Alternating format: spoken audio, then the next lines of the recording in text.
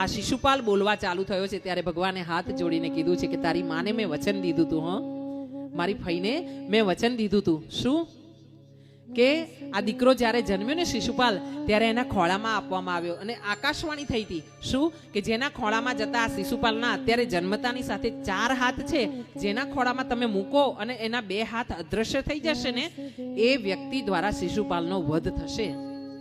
ભગવાન કૃષ્ણ ફૂઈને મળવા ગયા છે અને આ નાનકડો આમ તો શિશુપાલ છે ને, એને ભગવાનના ખોળામાં મૂકવામાં આવ્યો છે અને શિશુપાલના જે 4 હાથ હતા ને, એમાંથી 2 હાથ અદ્રશ્ય થયા છે અને ફૂઈ રડી પડ્યા છે.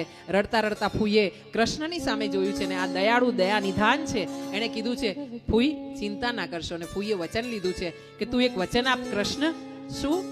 મારા દીકરાને તું મારશે નહીં. ત્યારે કૃષ્ણએ કીધું છે, ફૂઈ એવું વચન તો હું ના આપી શકું, જેનું જ્યાં હોય ત્યાં તો પૂરું કરવું જ પડે, પણ હું એની 100 ગાળો દેશે ને ત્યાં સુધી એને માફ કરીશ.